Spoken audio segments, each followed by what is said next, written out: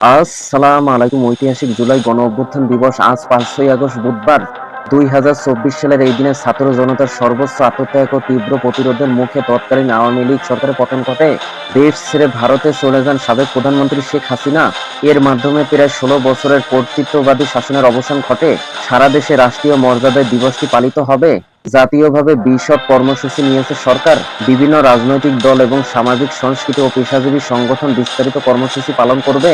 দিনটি উপলক্ষে বাণী দিয়েছেন ভারপ্রাপ্ত রাষ্ট্রপতি হাফিজউদ্দিন আহমদ এবং প্রধানমন্ত্রী তারেক রহমান। পৃথক বাণীতে বীর জুলাই যোদ্ধা সহ দেশপ্রেমিক সব নাগরিকের শুভেচ্ছা অভিনন্দন জানান তারা।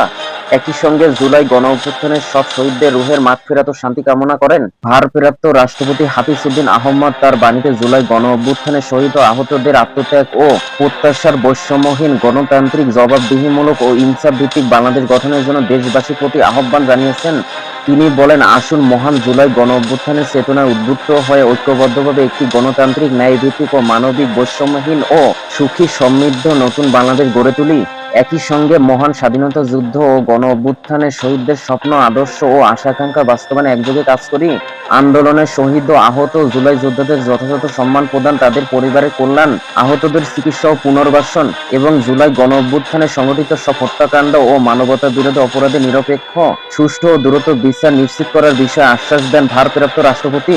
বাংলাদেশকে শান্তি, সাম্য, অগ্রগতি ও সমৃদ্ধির পথে আরো দৃঢ়তার সঙ্গে এগিয়ে নিয়ে যাওয়ার প্রত্যাশা ব্যক্ত করেন তিনি। প্রধানমন্ত্রী তারেক রহমান তার বাণীতে বলেন, ৫ আগস্টের গণঅভ্যুত্থান ছিল দীর্ঘ ১.৫ দশকের বেশি সময় ধরে চলা ফ্যাসিবাদী শাসনের অবসান ও জনগণের গণতান্ত্রিক অধিকার পুনঃপ্রতিষ্ঠার এক ঐতিহাসিক বিজয়। এই আত্মত্যাগের মধ্য দিয়ে গড়ে ওঠা জাতীয় ঐক্য যে কোনো মূল্যে রক্ষা করতে হবে। বাংলাদেশে আর কখনো স্বৈরাচার, ফ্যাসিবাদ, চরমপন্থা কিংবা উগ্রবাদের উত্থান হতে দেওয়া যাবে না। পৃথক বাণীতে জুলাই গণঅভ্যুত্থান দিবস উপলক্ষে দেশবাসী ও বিশ্বের বিভিন্ন প্রান্তে অবস্থানরত বাংলাদেশিদের শুভেচ্ছা অভিনন্দন জানিয়েছেন। সংসদে বিরোধী দলীয় নেতা জামায়াতে ইসলামের আমির ডক্টর শফিকুর রহমান।